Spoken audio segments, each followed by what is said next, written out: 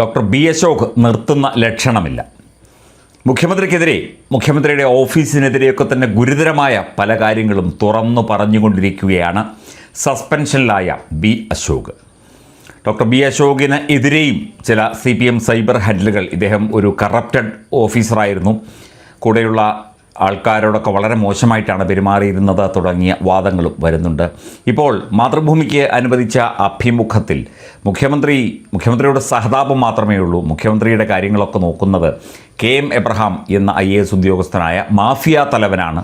അതുപോലെ മുഖ്യമന്ത്രിക്ക് ഒരു കോക്കസ് ഉണ്ട്, അവരൊക്കെ തന്നെയാണ് കാര്യങ്ങൾ മുമ്പോട്ട് കൊണ്ടുപോകുന്നത്. മുഖ്യമന്ത്രിയുടെ സഹതാപമേ ഉള്ളൂ, അദ്ദേഹം പല കാര്യങ്ങളും അറിയുന്നില്ല.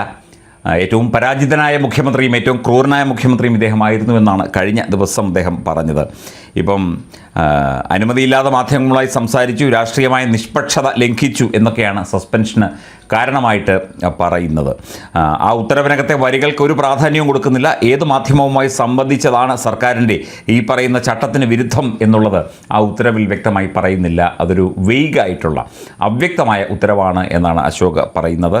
അതുപോലെ ഇലക്ഷൻ കമ്മീഷനെ കൊണ്ട് നടപടിയെടുപ്പിക്കാൻ, ഇദ്ദേഹത്തിനെതിരെ നടപടിയെടുപ്പിക്കാനായിട്ട് നേരത്തെ തന്നെ ശ്രമമുണ്ടായിരുന്നു. ഇദ്ദേഹത്തെ ഇലക്ഷൻ ജോലികളിൽ നിന്ന് ഒഴിവാക്കുന്നതുമായി ബന്ധപ്പെട്ട് നടപടിയെടുക്കാനും അതിനുള്ള നീക്കങ്ങളൊക്കെ തന്നെ മുഖ്യമന്ത്രിയുടെ ഓഫീസിൻ്റെയും അതുപോലെ ചില സ്തുതിപാഠകരായ ഉദ്യോഗസ്ഥരുടെയും ഒക്കെ ഭാഗത്തുനിന്നുണ്ടായി എന്നാണ് പറയുന്നത്.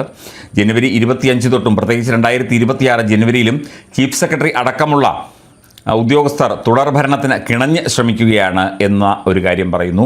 തുടർഭരണം വ്യക്തികളിലും കക്ഷികളിലും ഫാസിസ്റ്റ് മനോഭാവത്തിന് വഴിവെക്കും എന്ന അഭിപ്രായവുമുണ്ട്. പ്രോ ആക്റ്റീവ് ഡിസ്ക്ലോഷർ വേണമെന്നല്ലേ 2005 വിവരാവകാശ നിയമം പറയുന്നത്. അദ്ദേഹം അതിൻ്റെ ചട്ടങ്ങളുമൊക്കെ തന്നെ സൂചിപ്പിക്കുന്നുണ്ട്. പിണറായി വിജയൻ കേരളത്തിൽ റേഷൻ മുടക്കിയിട്ടില്ല എന്നാണ് ഹോർഡിങ്ങിൽ പറയുന്നത്. ഇന്ത്യയിൽ ഒരിടത്തും റേഷൻ മുടക്കാൻ ഒരു മുഖ്യമന്ത്രിക്കും സാധിക്കില്ല എന്നത് ഒരു വാസ്തവമാണ് എന്ന കാര്യവും ചൂണ്ടിക്കാട്ടുന്നുണ്ട്. ഒപ്പം KM എബ്രഹാമിനെ പോലെയുള്ള ചില അനവധി ഉദ്യോഗസ്ഥരുണ്ട്. KM എബ്രഹാമിനൊക്കെ അദ്ദേഹം പെൻഷനായ ശേഷവും റിട്ടയർഡായ ശേഷവും മുഖ്യമന്ത്രി കൂടുതൽ സ്ഥാനമാനങ്ങളും കൂടുതൽ പദവികളുമുള്ള പദവി തപ്പിപ്പിടിച്ച് അത് സൃഷ്ടിച്ച് അദ്ദേഹത്തെ അവിടെ പോസ്റ്റ് ചെയ്യുകയായിരുന്നു എന്ന പരാതി നേരത്തെ തന്നെ നിലനിൽക്കുന്നുണ്ട്.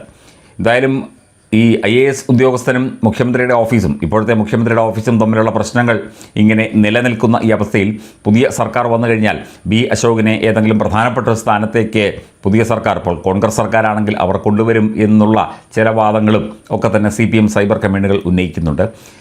ശരിക്കും ഉദ്യോഗസ്ഥരും മുഖ്യമന്ത്രിയും അല്ലെങ്കിൽ മന്ത്രിമാരും ഗവൺമെൻറ്റും തമ്മിൽ ഒരു പ്രത്യേക സമരസപ്പെടലിൻ്റെ ആവശ്യം, വിട്ടുവീഴ്ച മനോഭാവത്തിൻ്റെ ആവശ്യമുണ്ട്. ജനങ്ങൾക്ക് ഗുണകരമാകുന്ന കാര്യങ്ങളിൽ കൃത്യമായി ഇടപെട്ട് കാര്യങ്ങൾ നടപ്പിലാക്കാൻ ഉദ്യോഗസ്ഥരെ സർക്കാരിന് ആവശ്യമുണ്ട്. അവരുമായുള്ള ഇത്തരം വ്യക്തിവിരോധങ്ങളോ അല്ലെങ്കിൽ മറ്റ് വിഷയങ്ങളോ ഒക്കെ തന്നെ ഇങ്ങനെ ഊതിപ്പെരുപ്പിച്ച് ചർച്ചയാക്കുകയും സസ്പെൻഷനിൽ കൊണ്ടുചെന്ന് എത്തിക്കുകയും അവർ ഓരോ കാര്യങ്ങൾ വിളിച്ചു പറയുകയും ഒക്കെ ചെയ്യുന്നത് നമ്മുടെ സംസ്ഥാനത്തിൻ്റെ ആ ഒരു ജനാധിപത്യ ഭരണ സംവിധാനത്തിന് നാണക്കേടാണ് എന്നൊരു കാര്യം ഈ ഒരു അവസരത്തിൽ നമ്മൾ ഓർക്കണം. പരസ്പരം വിഴുപ്പലക്കലുകളും പരസ്പരം പോരടിക്കലുകളും അതൊക്കെ ശരിക്കും അനാവശ്യമായ കുറേ കാര്യങ്ങളാണ്. IAS ഉദ്യോഗസ്ഥരായാലും ഏത് ഉദ്യോഗസ്ഥരായാലും പക തീർക്കുന്ന ഒരു സ്വഭാവം പൊതുവെ LDF സർക്കാരിൻ്റെ നേതൃത്വത്തിൽ പല കുറി നമ്മൾ കണ്ടതാണ്. ഉദ്യോഗസ്ഥരെയും അതുപോലെയുള്ള ആളുകളെയും ഒക്കെ ഒരു പോസ്റ്റിന്, മുഖ്യമന്ത്രിക്കോ അല്ലെങ്കിൽ സർക്കാരിനെതിരെയുള്ളൊരു പോസ്റ്റിന് കമൻ്റ് ഇട്ടാലോ ലൈക്ക് അടിച്ചാലോ പോലും അവർക്കെതിരെയൊക്കെ നടപടിയെടുക്കുന്നതും നമ്മൾ കണ്ടതാണ്.